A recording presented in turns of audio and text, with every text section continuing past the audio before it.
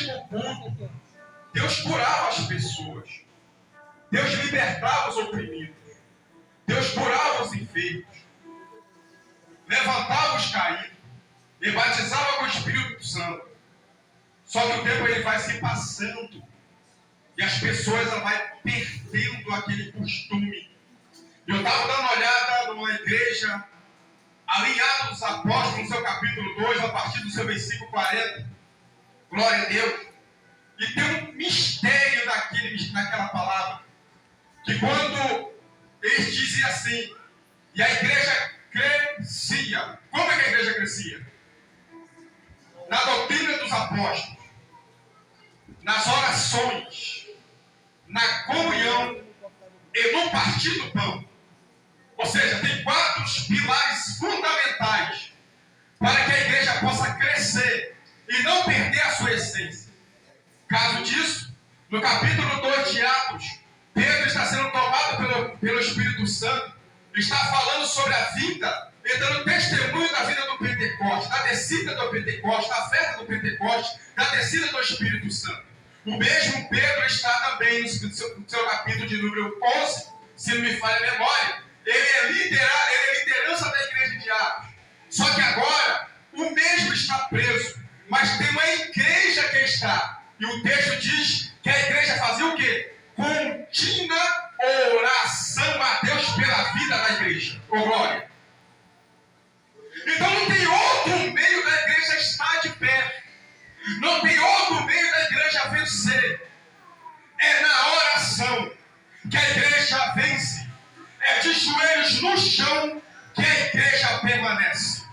Ô glória! Eu lembro que quando a igreja ora, o adversário até vem te tentar. Quando a igreja ora, até a perseguição vem tentar. Quando a igreja ora, o inimigo até se levanta. Mas quando você persevera na oração, tudo isso se levanta, mas você vence, porque a tua oração Deus ouve. Aleluia! Capítulo 18 de Lucas. Fala de uma viúva que tem uma causa contra o seu adversário. E a causa é, quando ela vai até o juiz, ela diz, olha, faça-me justiça contra o meu adversário. Ela vai no juiz, fala sobre a sua causa, depois ela coloca o seu joelho no chão e começa a orar a Deus. E o texto diz no versículo 1, do dever que devemos de orar sem desfalecer na oração. Se você quiser vitória, e além disso, se você quiser permanecer, eu vou mais além, se você quiser ser respirando nesta terra, no século vindouro, chamado 21, você só tem uma coisa a fazer. Primeiro, você tem que estar de pé em oração a Deus, para você vencer a tribulação.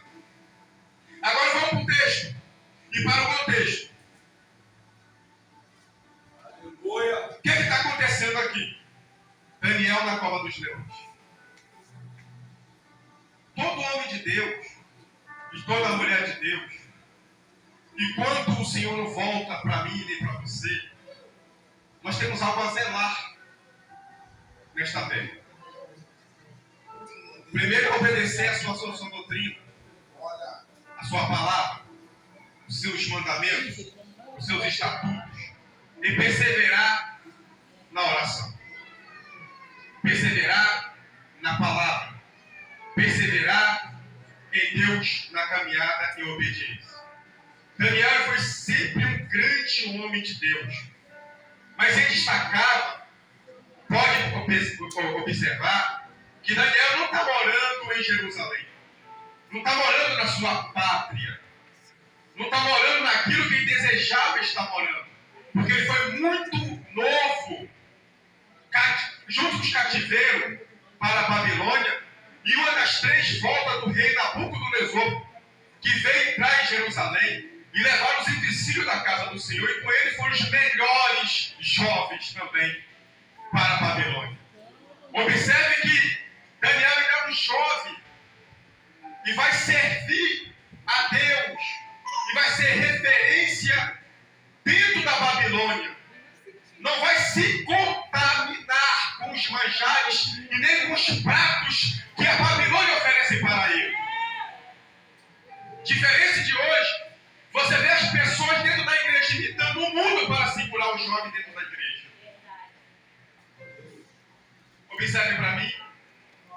Você não vê Deus mudar quem ele é para segurar José dentro do Egito.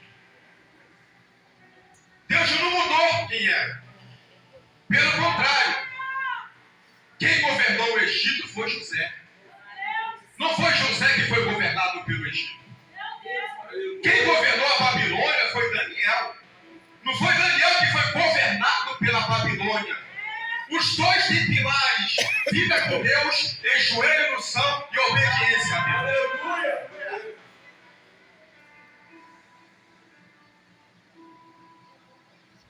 Ele vai orar, vai ficar sabendo do edito que já tinha sido assinado contra a vida dele. Mas mesmo ele sabendo disso, Daniel não vai mudar. A afronta, a perseguição e a calúnia e os levantes contra a vida de Daniel não mudou Daniel dentro da Babilônia. Ele permaneceu fiel a Deus dentro da Babilônia. Ele não mudou a sua essência.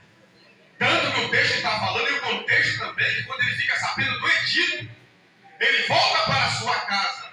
Não foi murmurar, não foi questionar, não foi procurar desculpa, pelo contrário, ele levantava 3 orações, uma de manhã, uma à tarde e outra à noite, da confiança da sua vida a Deus. E eu fico percebendo e observo um texto muito lindo, porque quanto mais se levantava contra a vida de Daniel, mais Daniel orava, e clamava, e buscava, porque a confiança de Daniel estava e sempre esteve no Senhor dos Exércitos, que fez tantas maravilhas na nossa vida, e que faz tantas maravilhas na nossa vida, mas nós estamos acostumados a ter um culto secular. Que é um culto secular? A gente está acostumado a acordar de manhã, a levantar e ir para o nosso trabalho, depois voltar do nosso trabalho e entrar em nosso lar, e tem culto na terça, é normal, a igreja não ora, tem culto na quinta, é normal, a igreja já não tem responsabilidade com a oração, tem culto na sexta-feira, a igreja também não tem responsabilidade com a oração, mas que a vitória, que é livramento, que é bênção, que é marido transformado, que é porta aberta. O recado de Deus nesta noite é o seguinte: volte a dobrar o joelho em oração e que cessar o Espírito Santo, porque os dias são maus. Apocalipse capítulo 3. Como guardar-te a minha palavra, eu também o guardarei do dia da tentação que há de vir sobre todos. Não é um, é todos. Ninguém está livre disso. Era uma igreja simples, mas que Jesus Cristo se agradava dela. Porque ela não poderia ter ouro nem prata, mas ela tinha comunhão na oração com Cristo. Daniel fica sabendo, e quanto mais ele está sabendo que ele vai ser lançado, ele ora, ele intercede, ele clama. E uma coisa me chamou a atenção: Daniel ficou sabendo que ele ia ser lançado na cova dos leões? Sim, mas ele continuou orando. A oração não impediu que ele fosse lançado dentro da cova, pelo contrário, ele foi lançado dentro da cova, mas por causa das suas orações. O leão teve que jejuar dentro da cova. Deus poderia livrar ele da cova, sim, mas para provar que Deus é Deus e responde a oração do justo. Ele não livra Daniel de ser lançado da cova, mas quando ele é lançado dentro da cova, Deus livra Daniel dentro da cova dos leões. Glória. Eu sei que a gente no século chamado 21 é tantas coisas que nos cercam, mas tem um recado de Deus para a minha vida e para a tua vida. O pastor estava falando aqui comigo que 2024 será um ano muito difícil. E eu falei para ele, já está sendo, pastor. Porque está tão difícil as pessoas entrar dentro da igreja. E além de entrar, depois ela não permanece, porque uma vida espiritual é muito difícil de se manter. E o adversário tem apresentado bandejas com panos em si para não mostrar a coisa feia que está embaixo.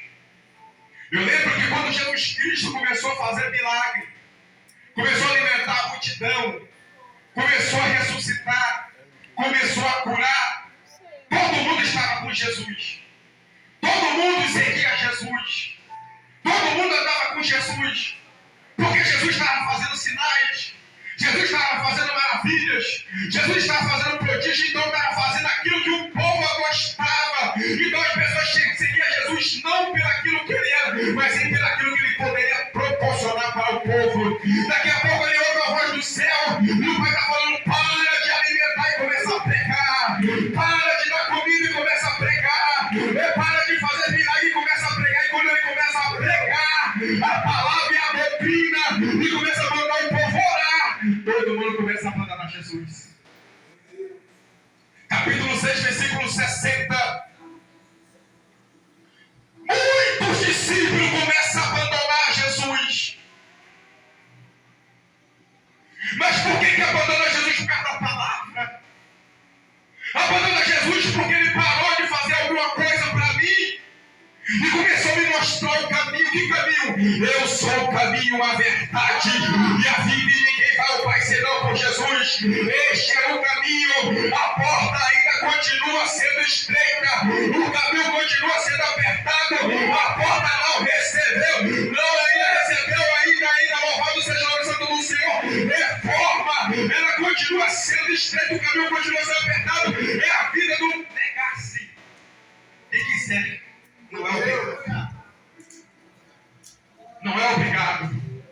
Na igreja não tem nada fácil. Quem quiser alguma coisa fácil, não vem para a igreja.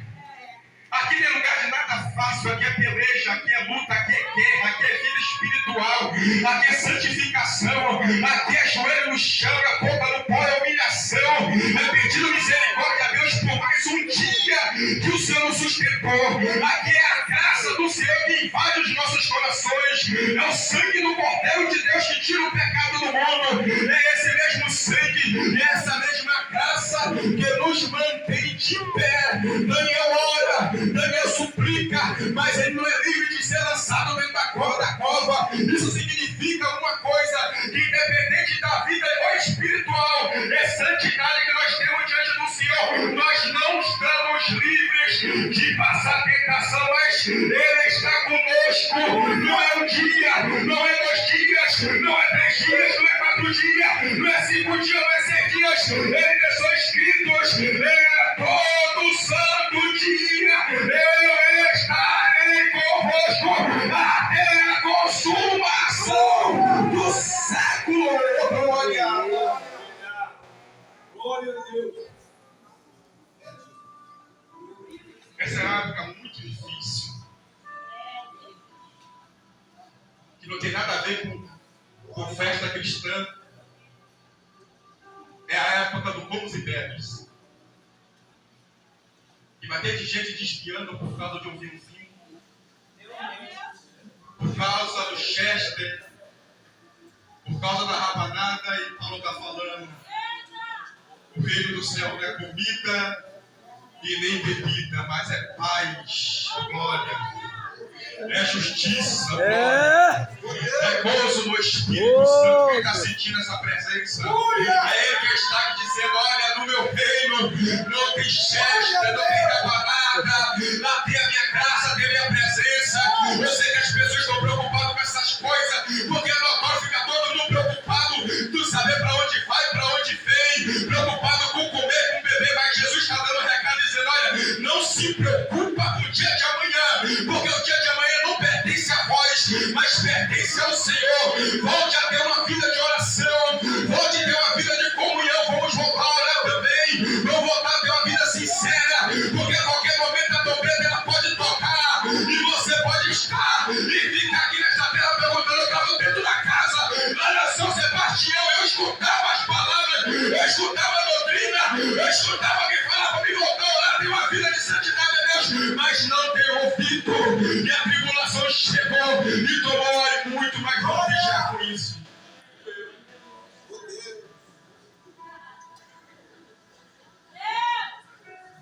Eu trabalho numa empresa, eu sei exatamente onde eu piso. Jesus é abandonado por muitos discípulos. Aí Pedro, ele toma a palavra e diz: deixamos tudo, Jesus. Eu deixei tudo para te seguir. Aí Jesus: olha, vocês querem ir com eles também? Pode ir embora também com eles. Todo mundo está me abandonando, porque no dia de hoje está todo mundo está abandonando Jesus por qualquer coisa. Hoje se abandona Jesus por qualquer coisa. Aí aponta Judas porque vendeu Jesus por 30 moedas de prata. E eu e você, por quantos vendemos ele? Por uma novela? Por um filme? Pela Netflix? Por Zap, pelo Facebook? Por aí vai? Por um trago? Por um copo de cerveja? Vou deixar para as partes íntimas. Por quanto nós negamos, aí aponta Judas. Essa é uma geração que trai o Senhor. E trair o Senhor trai por qualquer coisa, qualquer preço. Hoje não se tem mais isso. Mas eu louvo a Deus pela tua vida. De repente você está aí debaixo de luta. Debaixo, pedindo a Deus mais um pouco de força para você continuar a caminhar. Porque eu lembro que Elias estava na caverna, e quando ele está na caverna, lá uma voz brada lá dentro. Caverna não fala. Caverna não tem boca, tem entrada. Tem saída, mas lá dentro ela não fala. Quem fala lá dentro é o Espírito Santo. O que é que tu está fazendo aqui? Está fazendo o que é hora de você retornar à caminhada. Por quê? Porque você está com vida. Porque você está respirando. O céu é logo ali, meu amigo. É forte o negócio. Ele está no baixo de zico. Aí ele vai dormir por causa do cansaço, das ameaças. Daqui a pouco ele pega no sono, hoje vem. Tem pão. Tem água. Ele come o pão. Bebe a água. E vê ele seguir com a força daquele alimento e de volta a dormir. Porque tem muita gente assim. Que Deus está alimentando com pão. Deus está alimentando com água. E Deus está falando: olha, agora prossegue com a força desta comida para você caminhar muito. Só que a pessoa volta a fazer as mesmas coisas que fazia. O que é isso? Para no tempo. Aí o anjo desce novamente, coloca pão, coloca água, ele come, e ele bebe. Dessa vez ele não volta a dormir, não.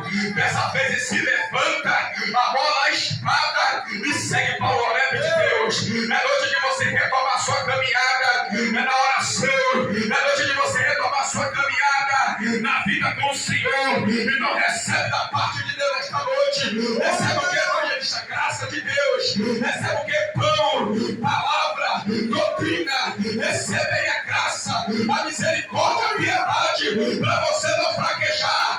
Ainda que a comida lá fora, ele está falando, e a época está falando: olha, é época de Natal, é rabanada, é frango, é chester, mas você não vai se contaminar com as coisas deste mundo, como Daniel não se contaminou. Ele estava dentro da Babilônia e governou a Babilônia. Não deixe o Egito governar você, porque você é referência do século. Você é referência para Jesus Cristo nesse século XXI. Glória a Deus. Meu Deus. Eu sei que dá vontade de parar e dá vontade de todo mundo, mas por que você ainda não parou? Porque ele está sempre te dando força e te empurrando para o caminho. E ainda que você quer sair do caminho, ele vem novamente e te coloca no caminho. Usando o louvor, usando a palavra, usando a mão amiga, usando um abraço. Está sempre te mostrando o caminho. Não enxergamos porque não queremos enxergar. E as mensagens de hoje é muito simples, né? Carro, chave, apartamento, dinheiro na conta. Vou fazer o que com isso aí depois que eu tiver morto? Nada. Então que o Espírito Santo possa te proporcionar isso e muito mais na tua vida. Quer ser uma vida de diferença nessa terra? Voltemos a orar como nunca oremos. E isso é particular. Não é o pastor, não é o segundo pastor, não é o evangelista, não é o presbítero, não é a igreja que tem que te impulsionar a oração. Não, isso é pessoal, isso é particular. É cada um com o Senhor. Tu lembra de Jesus dizendo, olha, entra no teu quarto, fecha a tua porta. É isso. Amém? Que o Espírito Santo possa